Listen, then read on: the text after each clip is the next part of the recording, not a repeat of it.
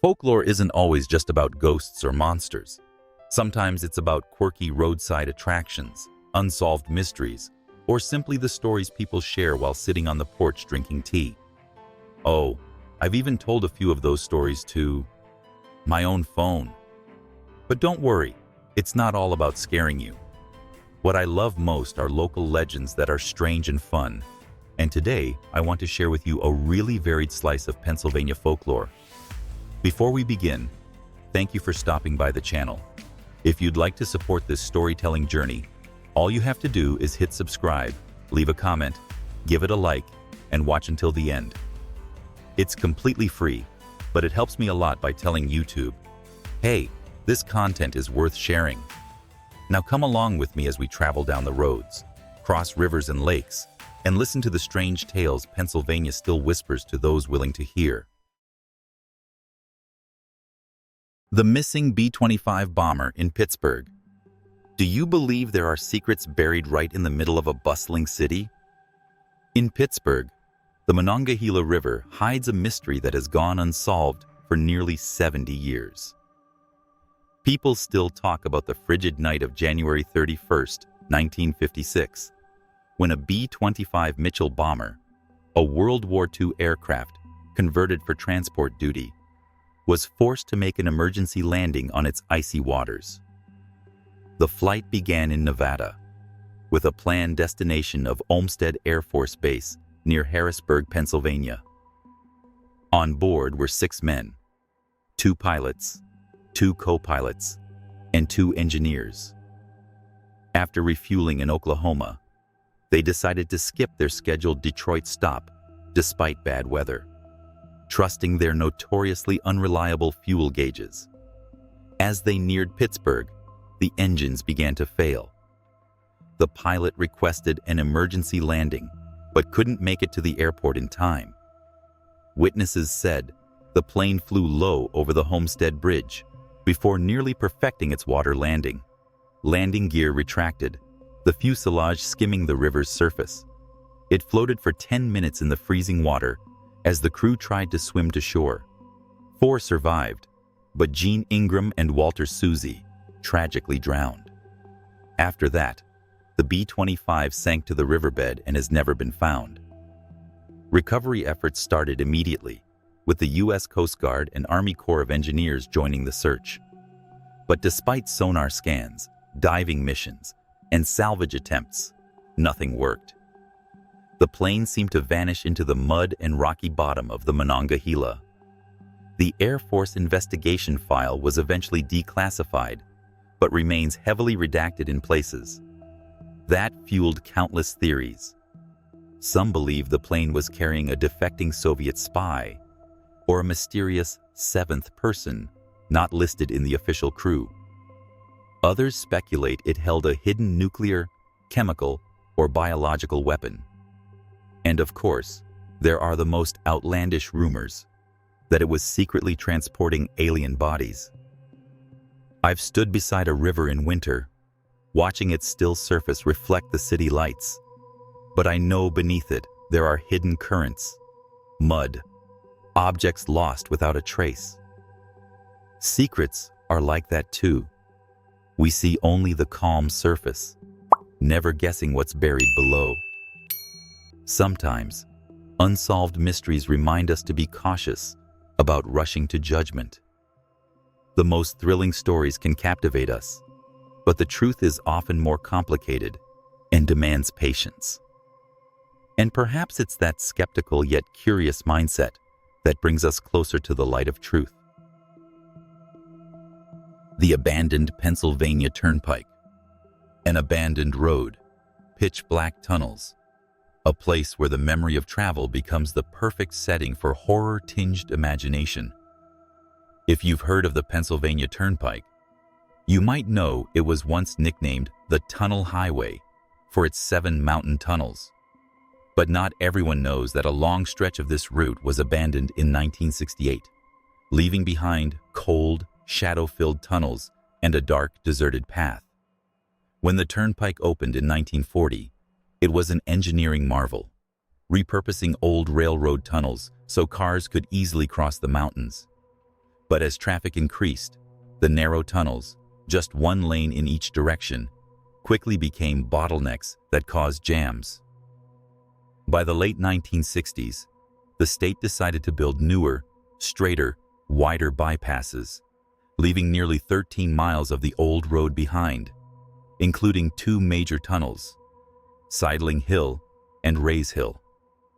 After it closed, the old section didn't fade completely into obscurity. The U.S. military used it for urban combat training and for practicing safe convoy movement in darkness.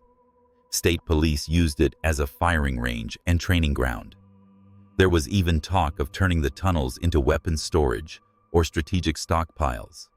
Today, the abandoned Pennsylvania Turnpike has taken on a different life.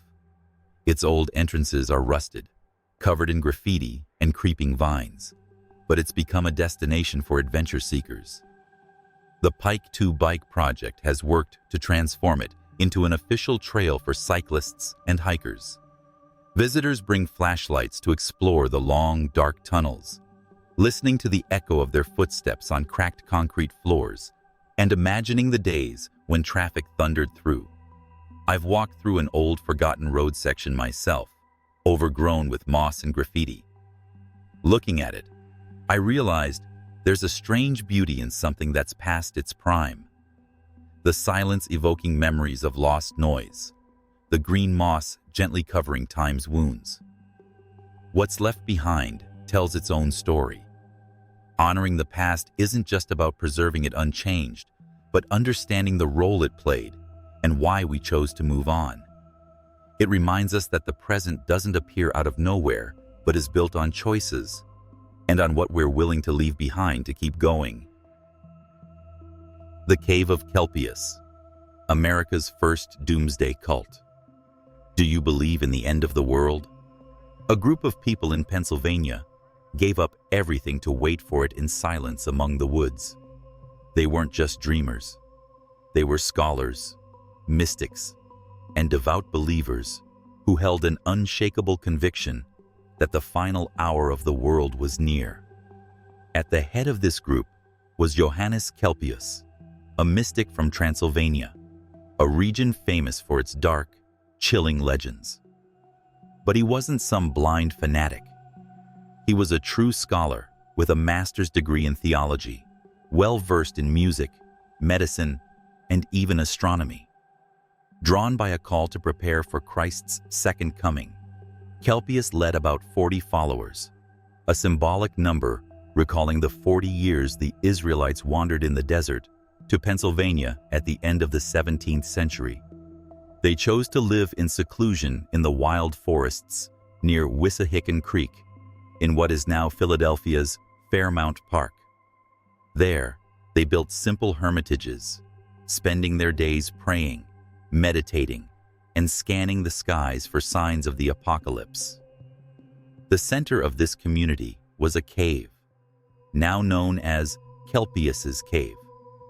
Legend says he would sit in its damp darkness, reflecting and composing hymns while waiting for the sound of the final trumpet. But the end never came. Johannes Kelpius died in 1708. The group dissolved, and those who remained slowly merged into local society.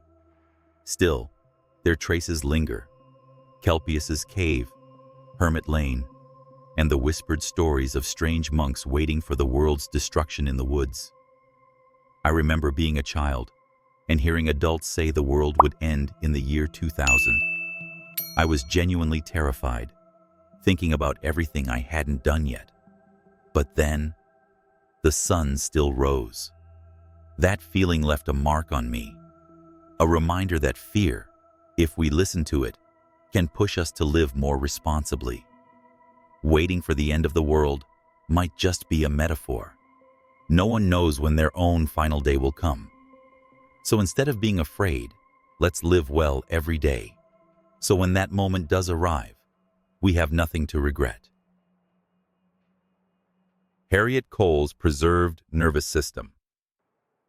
Have you ever imagined your body being displayed forever?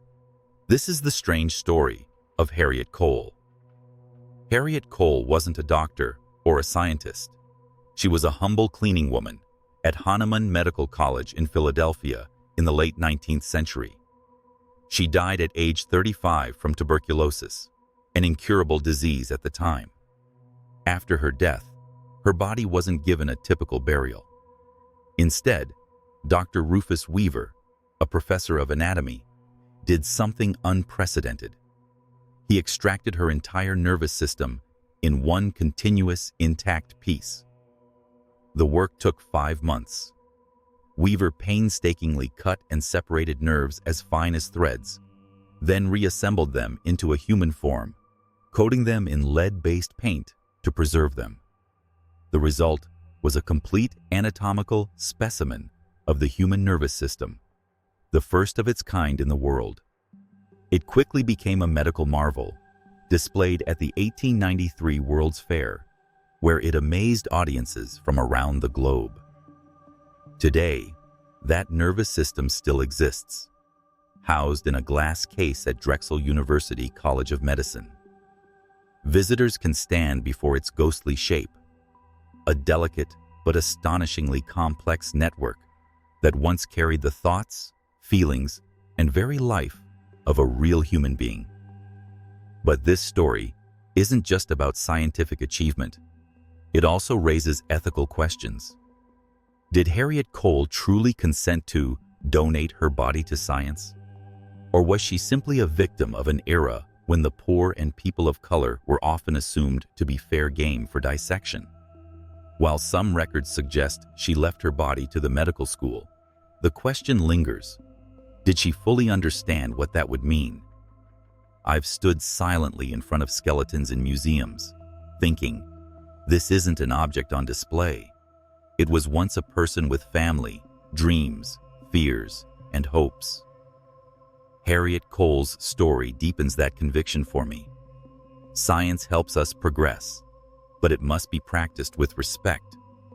Behind every study is a life, a human being who once dreamed of living, not just of being remembered as a specimen. The Skookul Notes Mystery. What would you think if you found a deranged letter in your box of cereal? A crumpled scrap of paper, ink smeared, filled with fragmented, unsettling words, like the whisper of a confused mind. This story began quietly in 2015, when a strange note turned up on the floor of a locker room, featuring words like racism and sexism in large capital letters alongside rambling, incoherent passages. At first, it was just an odd curiosity and was ignored. But by 2019, things took a much stranger turn. A Reddit user posted a photo of a similar letter found wrapped in a plastic bag and hanging from a tree in a Pennsylvania forest. Then, it exploded. In 2020, as the pandemic left everyone on edge, these nonsensical notes began turning up inside packaged foods. Pasta, dog food, even breakfast cereal. People would open a box and recoil at the dirty scrap of paper inside, covered in chaotic writing about conspiracies, threats, and strange all-caps words. The notes spread, not just in Pennsylvania, but into Virginia, Tennessee, and North Carolina. People began calling them Skookul notes, named after Schuylkill County, where many early examples were discovered. Some believe there was a mysterious group behind it all, with theories ranging from Freemason plots to local cults. Others thought it was the work of a single, paranoid individual, leaving traces of their thoughts everywhere. As more copies appeared, many suspected there were copycats joining in, pranking people, or deliberately spreading fear. Even the FBI and FDA were notified, but to this day, no one has been arrested, no one charged. The mystery still hangs in the air, like nervous laughter echoing through the woods. I remember once flipping through an old book I bought at a flea market and finding a scrap of handwritten paper, just a shopping list, but it made me wonder, who wrote this? Were they okay?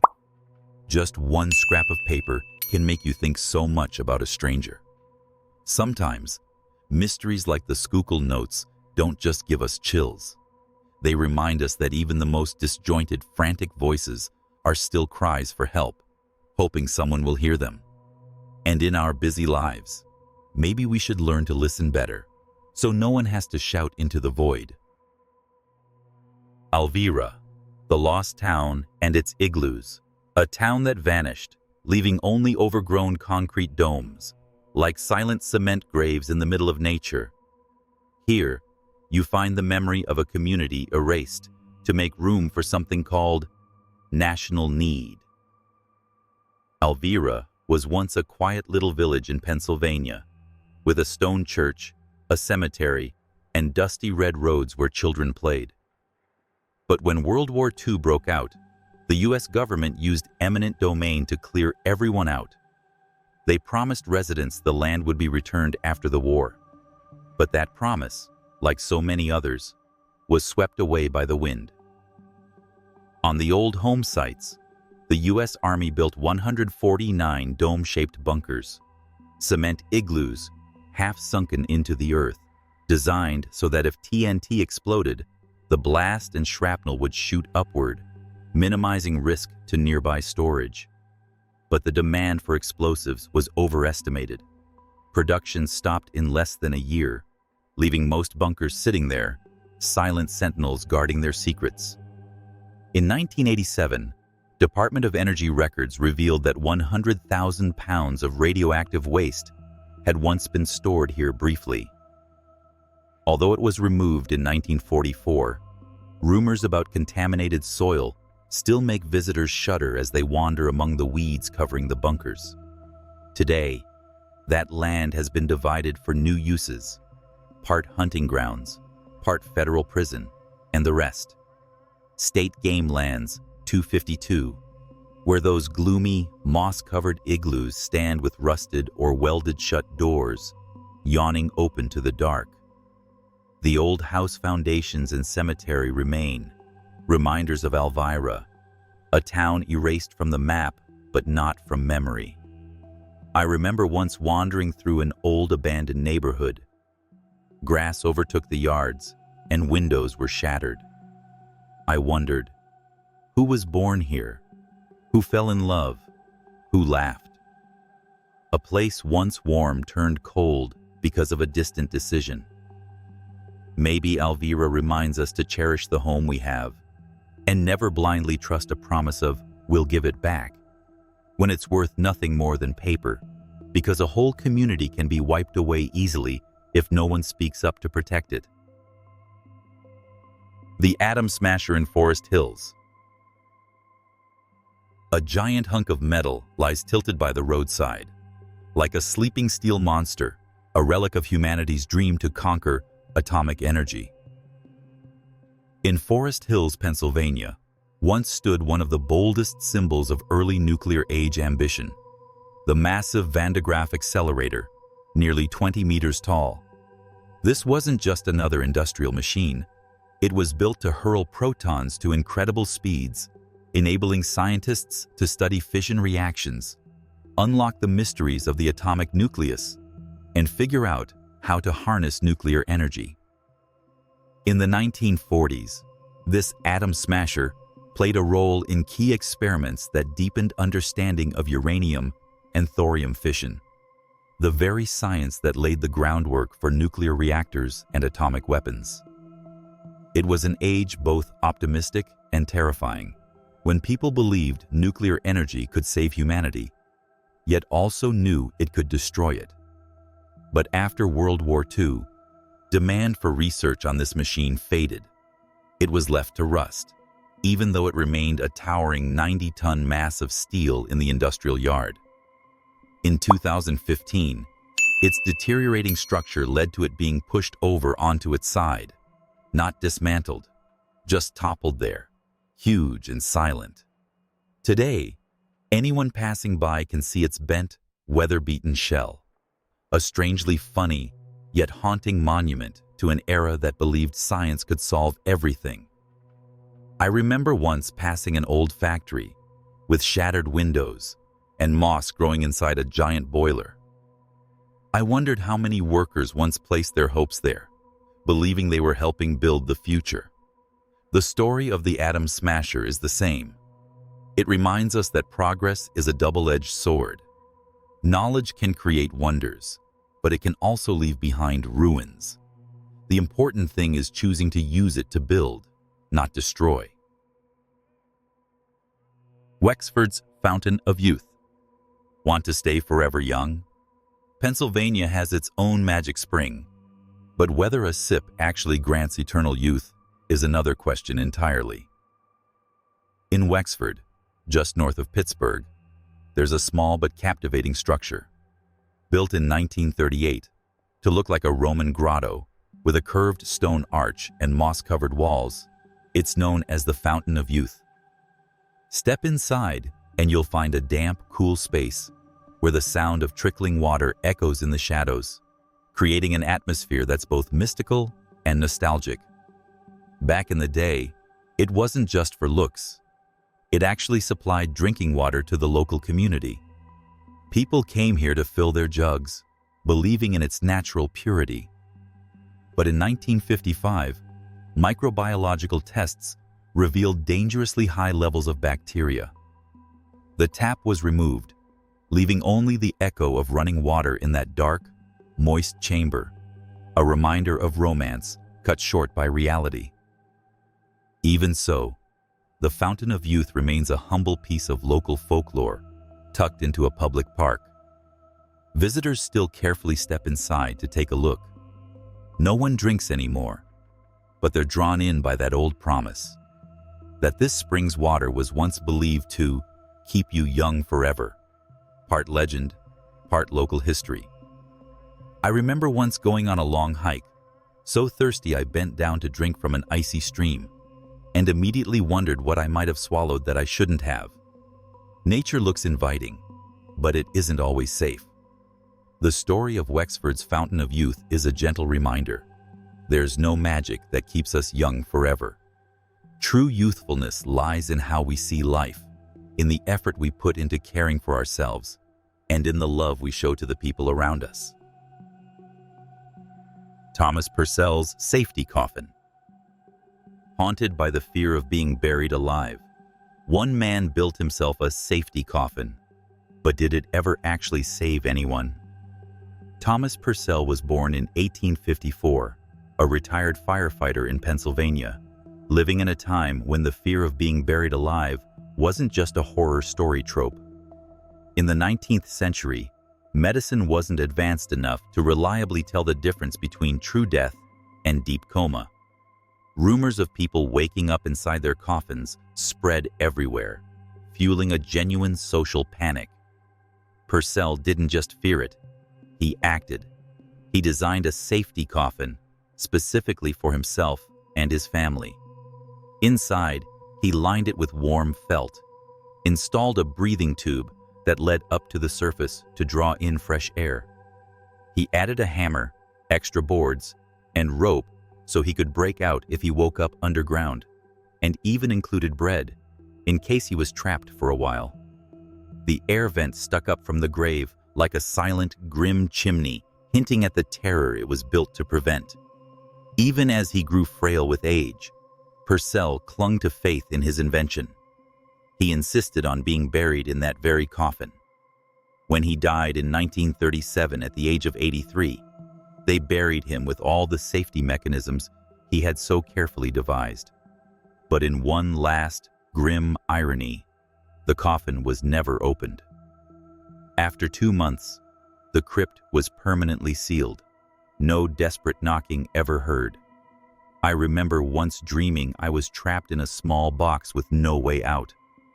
I jolted awake in the night, heart pounding, back damp with sweat. That fear, even just in a dream, felt chillingly real.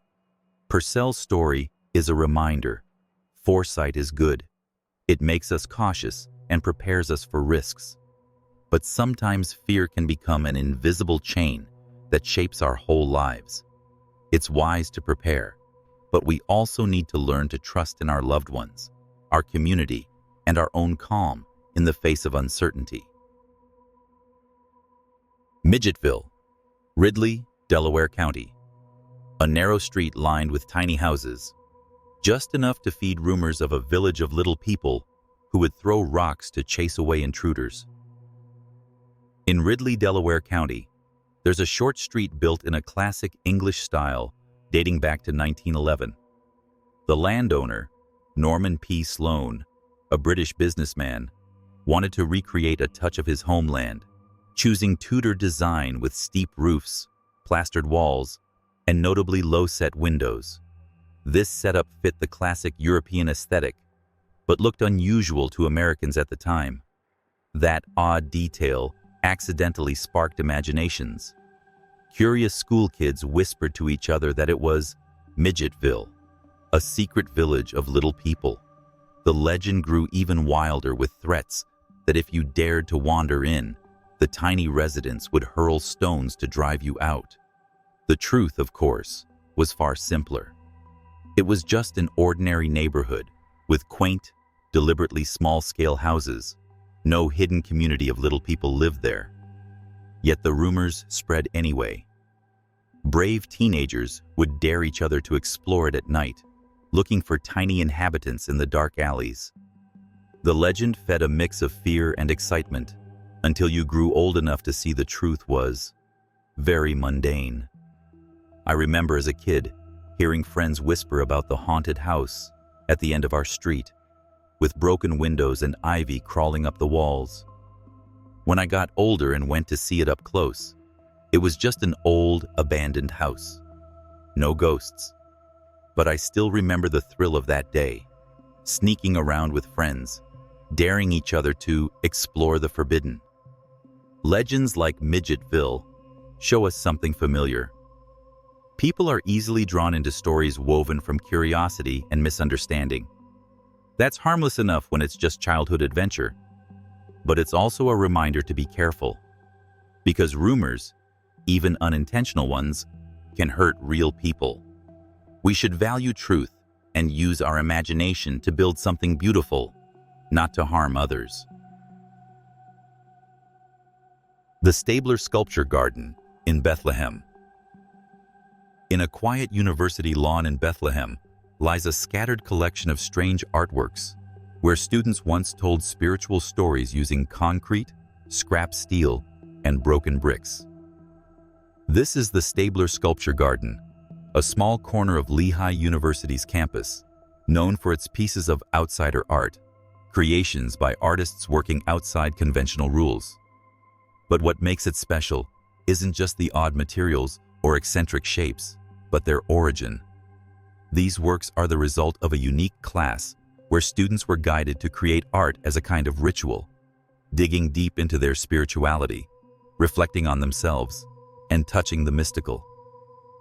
The class was called Raw Vision, Creativity and Ecstasy in the World of Shamans, Mystics, and Outsider Artists, taught by Professor Norman Girardeau. Each semester, students would ponder religion, magic, dreams, and humanity's obsessions, and then turn those thoughts into real, physical works. The garden, therefore, holds a variety of moods. The Millennium Folk Arch curves like an ancient ceremonial gateway, while the rough Throne of Regeneration is a raw, concrete seat, evoking both power and decay. These pieces aren't simply for looking at. They invite us to consider the sacred, the dark, and the hopeful. I remember walking through a similar art park once. At first, everything seemed weird, even unsettling, with distorted shapes and half-broken human figures. But the longer I stood there, the more I saw pain, hope, and a deep need to be understood, to be felt. It was a quiet but unforgettable experience. Art isn't always easy to understand. Sometimes it deliberately challenges us, forcing us to stop, look, and ask ourselves, what is the artist trying to say? What am I feeling? Places like the Stabler Sculpture Garden remind us to appreciate the diversity of storytelling and to learn how to listen to what others share, even when it's written in words, in concrete, or in the scattered fragments of the soul. Bedford's giant coffee pot. Along the historic Lincoln Highway, the oldest transcontinental highway in the U.S., stands a giant silver coffee pot by the roadside, beckoning weary travelers to stop and chat. This is Bedford's giant coffee pot, built in 1927. The idea was simple, but clever marketing. Create something so odd, it would make cars pull over. Standing 18 feet tall, it once served as the eye-catching draw for a gas station and cafe, where drivers could stop for a hot cup of coffee, grab a sandwich, or even stay at the nearby hotel. It was one of hundreds of roadside giants that sprang up along the Lincoln Highway, quirky, lovable structures competing for travelers' attention with their unique charm. But over time, travel patterns changed. New highways opened, and the coffee pot fell into disrepair. By the 1980s and 1990s, it was so run down that it was nearly demolished altogether. Fortunately, the local community was determined to save this oddball landmark. In 2004, it was moved across the road at a cost of $80,000 and restored to stand proudly at the entrance to the Bedford County Fairgrounds. Now, it serves as a nostalgic monument to the golden age of American road trips and as an irresistible backdrop for visitor photos. I'll admit, I love stopping to snap pictures of these silly attractions. The giant toilet somewhere, or the two-story fiberglass dairy cow.